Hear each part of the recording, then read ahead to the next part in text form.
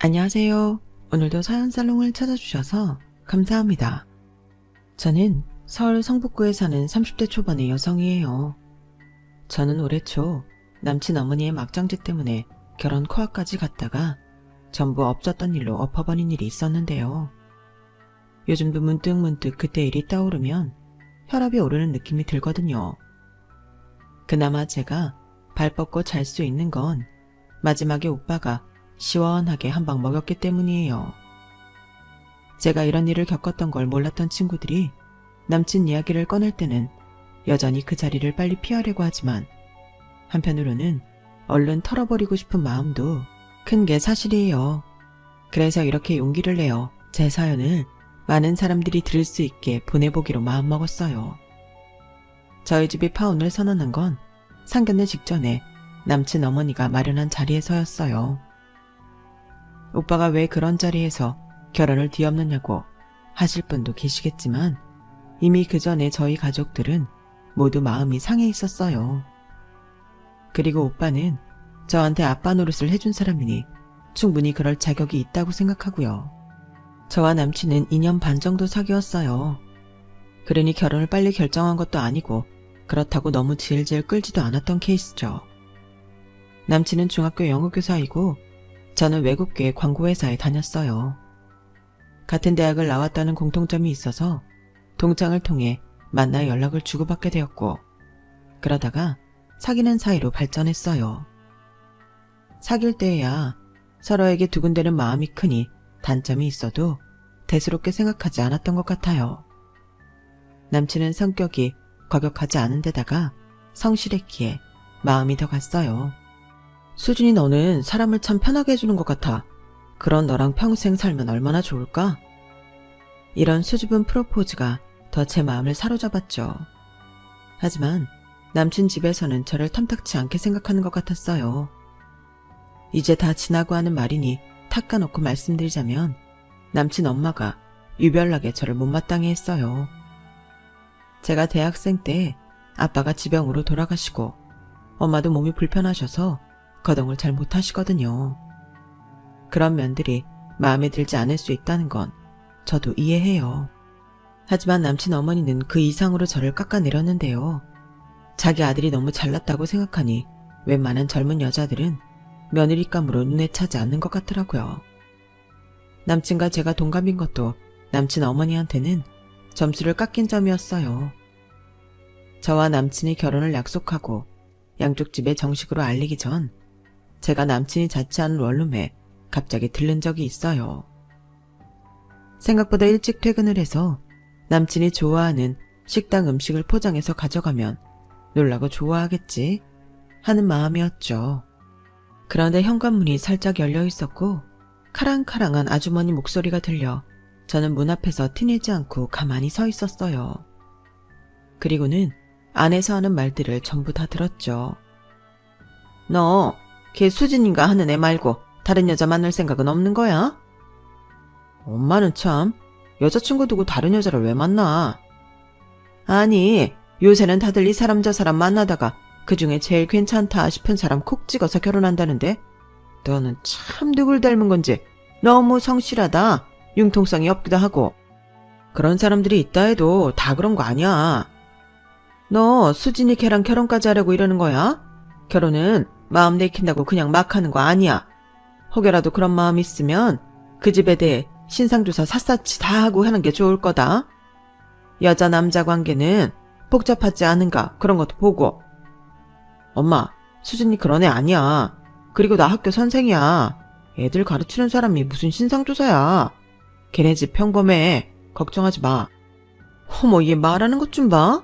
너 걔랑 결혼 생각은 있긴 있구나. 아무리 평범하다고 해도 아빠가 없잖아.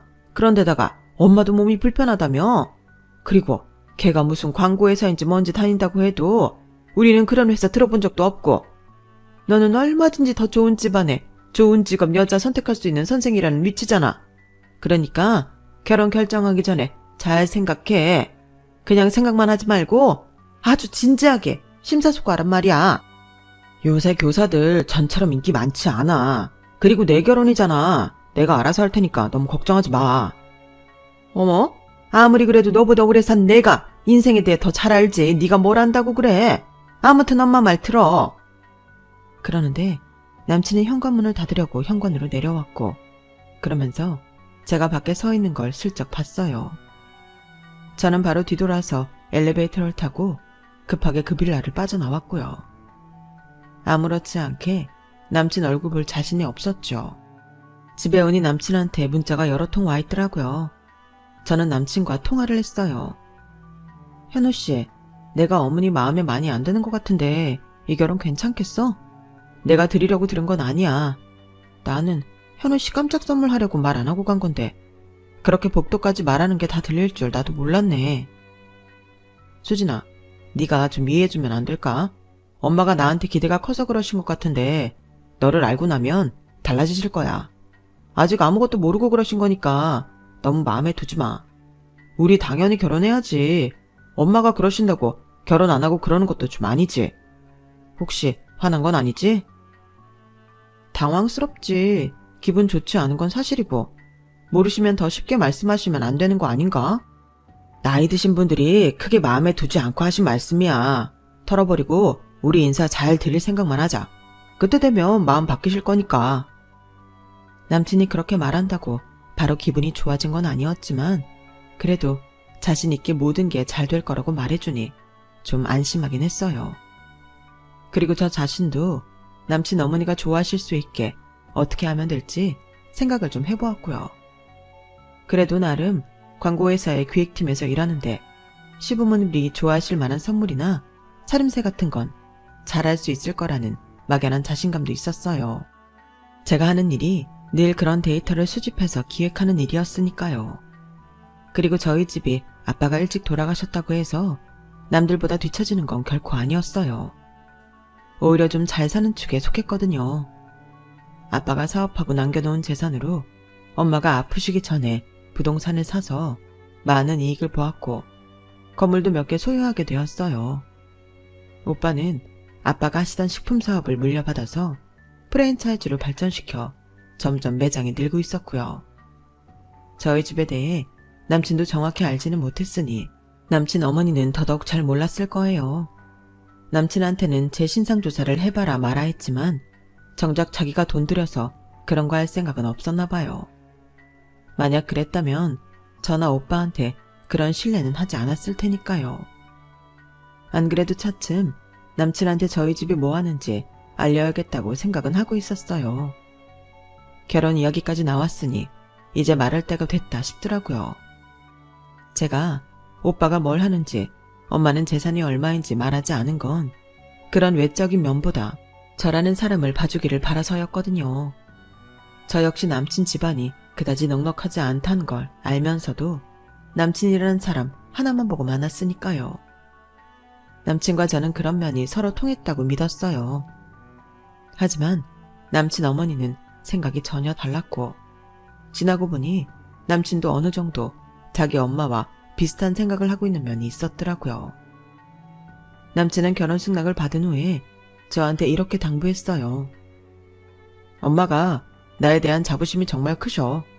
여동생도 그다지 공부 잘하지 않았고 지금도 적당히 알바나 하면서 사니 오로지 나만 바라보고 계시거든. 그러니 나한테 거는 기대도 커서 좀 듣기 싫은 말씀을 하실 수도 있어. 그러니까 네가 넓은 마음으로 이해해줘. 수진이 너 이해심 많잖아. 나이 많으신 분이라 생각 바꾸는 게 어려워서 그런다 하고 넘어가주면 좋겠다. 그럴게. 근데 현우 씨도 좀 노력해줄 수 있지 않아? 어머님이 조금이라도 나를 좋게 볼 수 있게 말 잘해주는 거. 이미 나한테 선입견이 있으시니 그거라도 좀 벗어나게 해주면 좋겠다. 물론이야. 나도 너 좋은 사람이라고 얘기하고 있어. 엄마가 욕심이 좀 있으셔서 그렇지 금방 괜찮아지실 거야. 그렇게 서로 다짐을 한 것도 있고 남친 어머니가 아무리 싫은 내색을 한들 그게 선을 넘을 정도는 아닐 거라고 막연하게 생각하고 있었어요. 물론 저를 마음에 안 들어하는 건 사실이었지만 그거야 얼마든지 바뀔 수 있다고 믿었죠.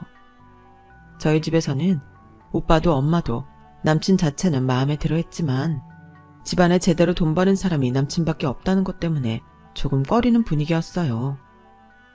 수진아, 있는 집으로 간다고 해도 마음이 안 놓이는 게 엄마 마음인데 네가 집안 경제를 다 감당해야 하는 사람하고 결혼한다니까 엄마는 마음이 좀 그렇다. 니네들 열심히 벌어서 밑 빠진 독 물 붓는 거 아닌가 싶고. 엄마, 그 정도는 아니야. 현우 씨 동생도 지금은 알바하지만 취직하지 않겠어? 그러면 형편 좀 나아지겠지. 라고 말하자 오빠도 엄마 뜻과 같다고 입을 열더라고요. 나는 집사람이랑 비슷비슷하니까 별 고민 없이 결혼했는데 너도 나처럼 그랬으면 좋겠다. 너무 차이가 나면 한쪽으로 부담이 치우치는 법이거든. 물론 그 현우라는 사람 자체가 나쁘다는 거 아니야. 그런데 결혼이 사람만 좋다고 다 되는 건 아니더라고. 지금까지 제 뜻이라면 뭐든 존중해주고 지지해줬던 엄마랑 오빠가 그렇게 나오니 조금 당황스러웠어요. 엄마랑 오빠 뜻은 알겠는데 우리 둘이 좋아서 하는 결혼이잖아. 지금까지 난 믿어줬던 것처럼 믿어주면 좋겠는데. 널 못 믿어서가 아니라 결혼이라는 건 양쪽 집안 사람들도 서로 잘 맞아야 편안한 거야. 네 뜻이 정 그렇다면 엄마도 뭐라고 할 수 없지. 그래도 네가 봐서 조금이라도 마음에 걸리는 거 있으면 신중하게 생각했으면 한다. 오빠도 마찬가지 생각이야. 저는 순간 남친 어머니가 저를 몹시 못마땅해 한다는 게 떠올랐지만 그때는 그게 큰 문제가 될 거라 생각하지 않았어요. 제 입으로 말했듯이 결혼은 저랑 남친 둘이 하는 거니까요. 남친 어머니랑 같이 살 것도 아니고 아무리 서로 마음에 안 들어도 만나서 이야기하고 서로 맞춰가다 보면 나아질 거라고 아주 안일하게 생각했거든요. 저는 나중에 오빠한테 남친의 좋은 점만 더 강조해서 말했어요. 현우 씨 정말 성실하고 좋은 사람이야. 내가 하는 일이라면 뭐든 도와주고 지지해줄 사람이고 그러니까 오빠도 그 사람만 보고 믿어주면 좋겠어.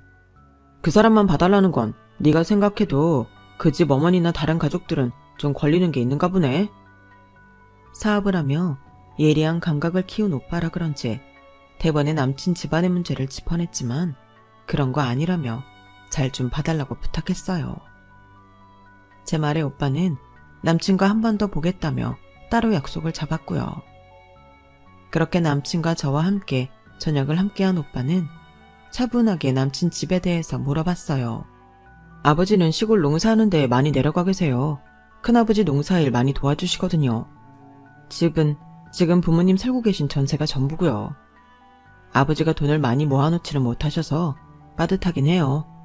제가 드리는 용돈으로 대부분의 생활비를 충당하시고요. 그렇다고 결혼해서 수진이한테 부담을 지우지는 않을 거예요. 지금하고 똑같이 제가 해드리면 되거든요. 오빠는 남친한테 솔직하게 말해줘서 고맙다고 했어요. 하지만 저와 둘이 집에 가면서는 좀 걱정이 된다고 했어요. 아까 내가 티는 안 냈는데 시어머니 자리 성격이 만만치는 않을 것 같다는 생각이 드네.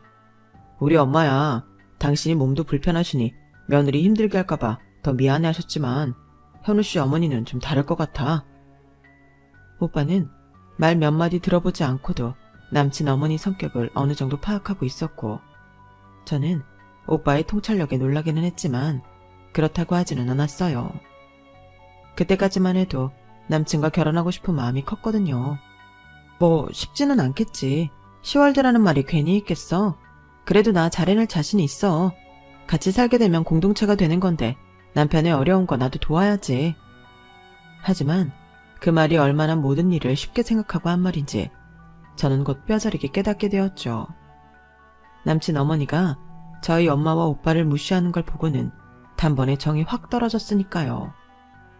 그런 것도 가만히 보고 참을 수가 없는데 어떻게 결혼해서 경제적 문제까지 같이 책임질 수 있다고 자신만만해했는지 제가 시댁 문제를 너무 가볍게 생각했음을 알겠더군요. 그 이전에 남친 부모님을 만났을 때부터 이미 제 마음속에는 조금씩 금이 가고 있었고요.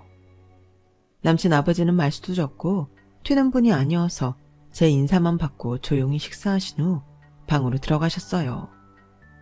하지만 남친 어머니는 좀 달랐죠. 우리 현우가 의리가 좀 있지. 아무리 모자라고 많이 빠지는 사람이어도 자기랑 인연을 맺으면 아주 끝까지 지가 책임지려고 하는 게 있다니까. 그러니까 이렇게 아가씨하고도 결혼한다고 하지. 아가씨 아주 봉잡은 줄 알아. 요즘 세상에 우리 현우만한 애 만나기 쉽지 않다고. 이거 내 아들이라서 하는 소리가 아니야. 그러니까 아가씨도 결혼하겠다고 했겠지? 끝까지 제 이름 한번 안 불러주시고 아가씨 아가씨 하며 은근히 저를 갈구는 게 많이 거슬렸는데 남친은 정말 아무렇지 않은 표정으로 TV만 보고 있었어요. 저는 그때부터 이건 아니라는 생각이 들었어요. 제가 원한 그림은 이런 게 아니었거든요. 적어도 이럴 때 자기 엄마한테 그런 말 하지 말라고 하는 게 나를 위하는 예빈한 편의 태도 아니겠어요?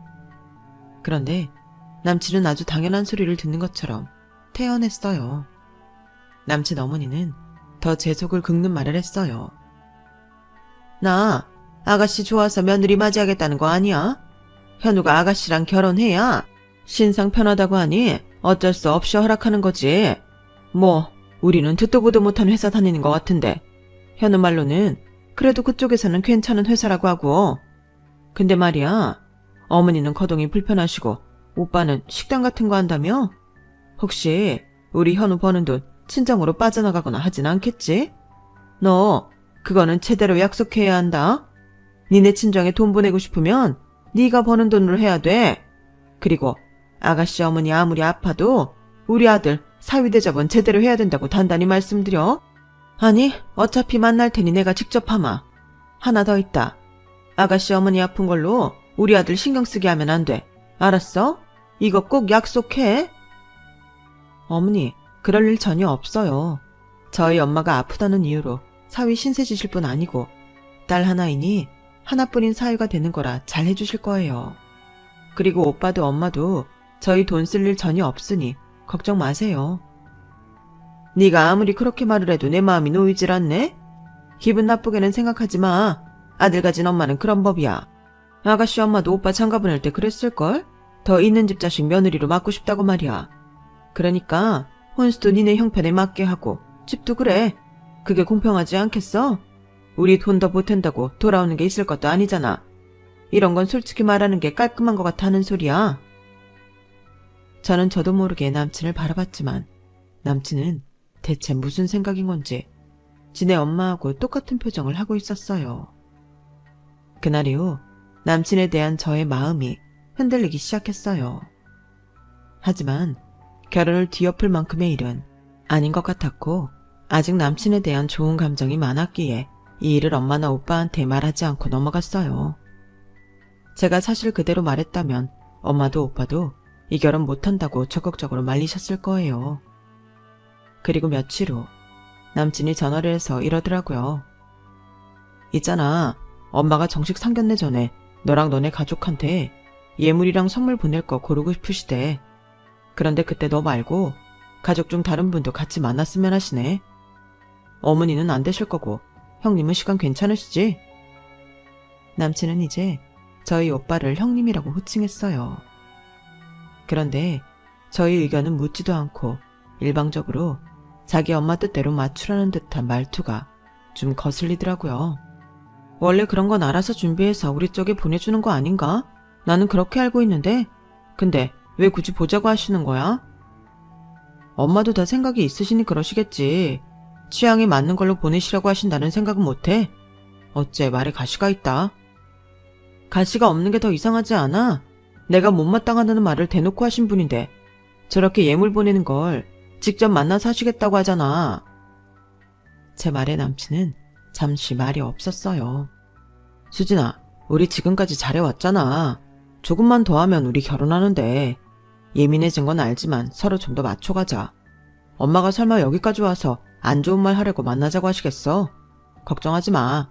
엄마도 너랑 안 된다고 하실 거면 그날 하셨지. 여기까지 끌고 오지 않으셨을 거야. 저는 더 이상 말해봤자 소용없다는 생각에 알았다고 했어요. 남친 말이 일리 있다고 생각한 것도 있었고요. 아무리 저한테 안 좋은 말을 했기로 결혼 앞두고 무언가 같이 고르는데 나쁜 말이 오갈까 싶었죠. 그래서 저는 오빠한테 상견례 전에 남친 어머니가 보고 싶어 하신다는 말을 전했고 그날 시간에 맞춰 오빠가 나오기로 했어요. 그런데 남친 어머니가 약속 장소로 고른 곳이 좀 이상했어요. 예물과 선물로 쓸 가방이나 옷은 그래도 백화점에서 사지 않나요? 남친 어머니가 알려준 장소는 주변의 백화점이 아니라 아울렛이 모여있는 곳이었고 만나자고 한 장소는 정육식당이었어요. 대체 이게 뭔가 싶더군요. 여기서 보자고 한 걸 오빠가 알면 무슨 생각을 할지도 걱정이 됐고요. 아무리 상견례 자리가 아니라고 하지만 처음 저와 밖에서 만나고 거기에 더해 저희 오빠까지 나오는 자리인데 정육식당이라뇨. 정육식당이 나쁘다는 뜻이 아니에요. 저도 정육식당에 가서 고기 잘 먹고요. 맛집이면 더더욱요. 그런데 이건 예의가 아니잖아요. 사람을 얼마나 무시하면 이런 식으로 행동할까 싶어서 남친한테 어머니가 여기서 보자고 하셨어? 라고 문자를 보냈더니 별 반응이 없더라고요. 그냥 거기가 우리도 편할 테니 정한 거라나요? 그제야 저는 남친도 저희 집을 좀 우습게 본다는 걸 알았어요. 솔직히 그동안 남친 보며 쉬어 있었던 콩깍지가 한꺼풀 벗겨지는 순간이기도 했고요. 장소를 바꿨으면 좋겠다고 해도 남친은 엄마한테 말을 못하고 어버버하며 정식 상견례도 아니니 그냥 지나가자고 하더군요. 저는 고민 끝에 오빠에게 만날 장소를 전했고 그 말을 들은 오빠 표정이 정말 무섭게 변했어요. 참 이거 어떻게 받아들여야 해? 박현우는 이거 알아? 여기 근처에 아울렛만 있잖아. 그리고 정육식당? 내가 아무리 부모가 아니라고 해도 그렇지. 아니, 그보다 그날 누가 나오는지 알지도 못하는데 이런 데서 보자고 하는 건 대체 뭐야? 나 아무리 인생 오래 안 살았어도 사돈을 처음 보면서 정육식당에서 만나자고 하는 경우는 처음 본다. 알았어. 만나자고 해. 대체 그 어머니 어떤 분인지 얼굴 꼭 보고 싶네. 저는 남친한테 그날 보자는 형식적인 문자만 보냈고 남친은 저한테 상견례 전 이러지 말라며 좋게 하자는 참 어이없는 문자를 보냈더군요. 결혼에 대한 제 마음의 절반은 이미 날아가 버렸어요. 저 역시 그날 이 사람들이 어떻게 나올지 보자는 심정이었어요. 저와 오빠는 최대한 예를 갖춘 옷차림을 하고 약속 장소로 갔어요. 그 복잡하고 시끄러운 정육식당 한 구석에 남친과 그 어머니가 있더군요. 남친 어머니는 저희 오빠가 멀끔한 걸 보고 살짝 놀란 눈치였지만 일어나지도 않고 앉아서 인사를 받더니 거만하게 앉으라 하더군요. 뭐 거기까지는 그럴 수 있다고 쳐요. 그 다음부터가 가관이었어요.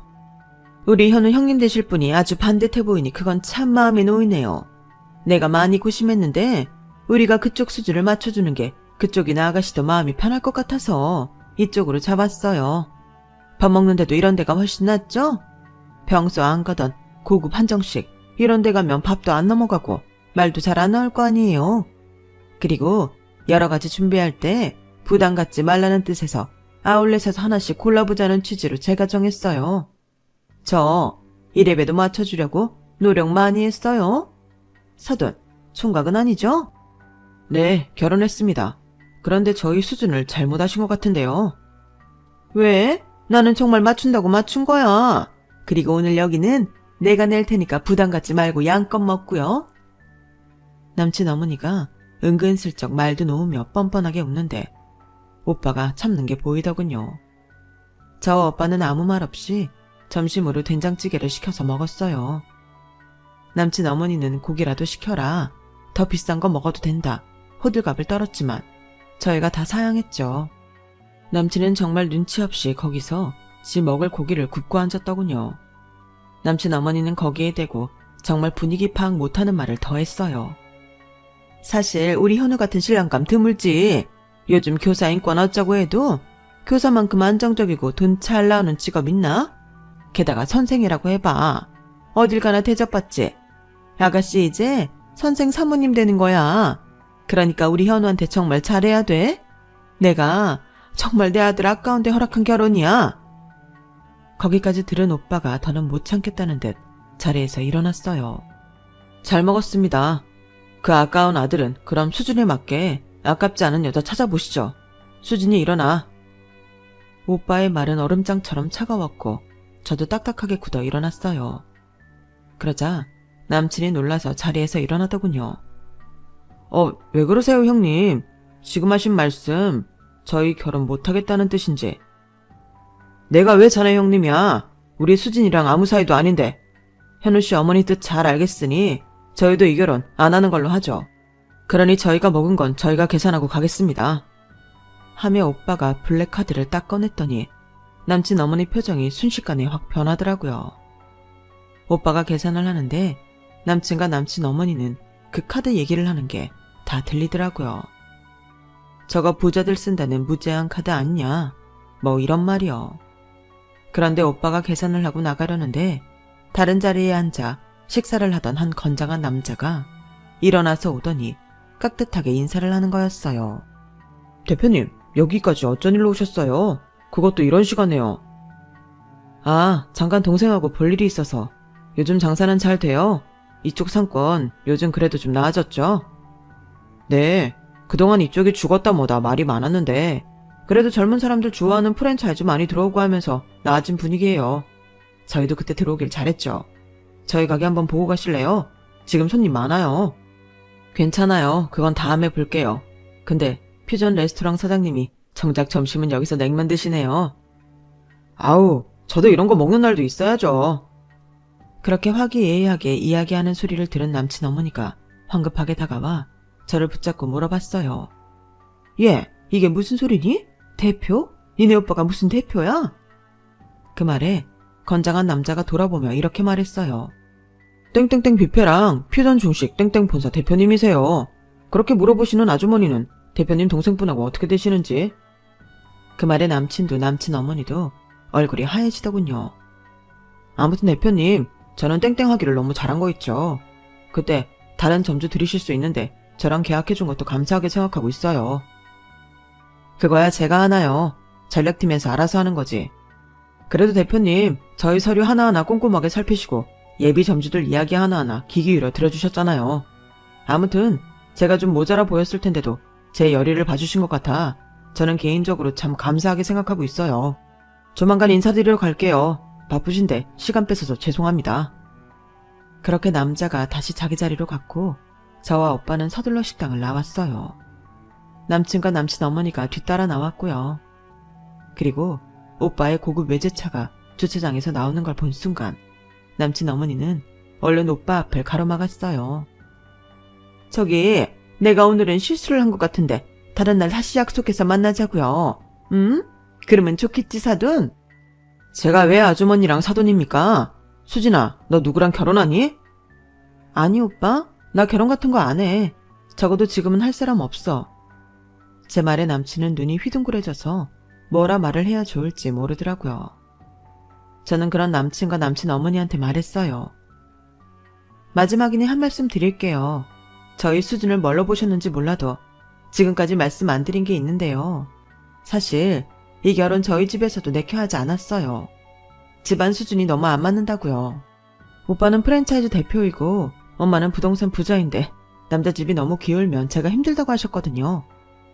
제가 거기까지 말하자 오빠가 한마디 더 했어요.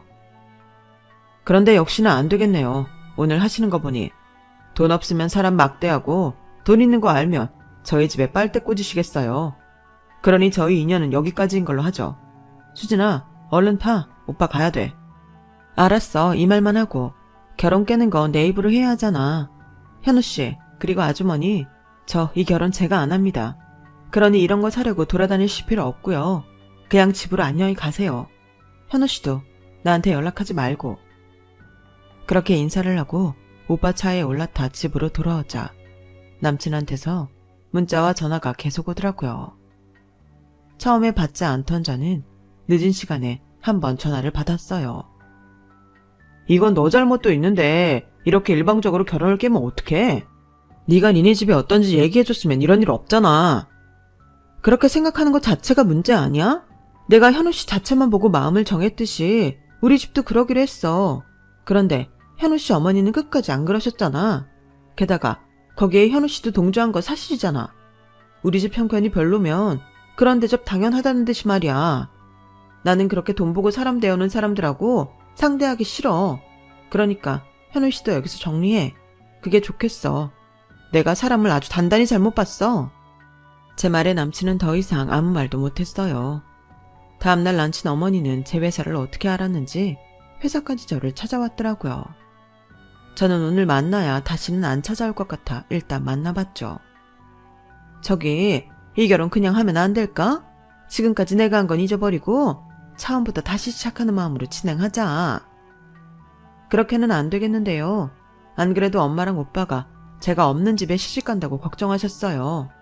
그래도 현우 씨 괜찮다고 생각해 허락했는데 현우 씨나 아주머니나 별반 다르지 않다는 걸 확인했거든요. 그러니 저는 잊으시고 박현우 씨 수준에 맞는 여자 만나서 결혼하면 될 것 같아요. 더는 찾아오지 마세요. 안녕히 가세요. 그러자 남친 어머니는 제 손을 덥석 잡았어요. 아우 얘, 내가 정말 미안했다. 내가 잘못했어. 이미 늦었어요. 차는 지나갔다고요 아주마. 제 말에 남친 어머니는 더는 어쩌지 못했고 저도 남친 어머니 손을 뿌리치고 카페를 나왔어요. 그 후 웨딩샵이며 결혼식장도 다 취소하고 사진 촬영 업체까지 따로 알아본 것도 전부 제가 위약금 물고 취소했어요. 이건 네가 돈 물어내라 어쩌라 하면 다시 얽혀야 하고 그렇게 구질구질하게 그 사람들이랑 마주치고 싶지 않았거든요. 저는 모든 걸 잊는다는 심정으로 휴가를 내고 혼자 일주일간 해외여행도 다녀오고 그렇게 차츰 잊어갔어요.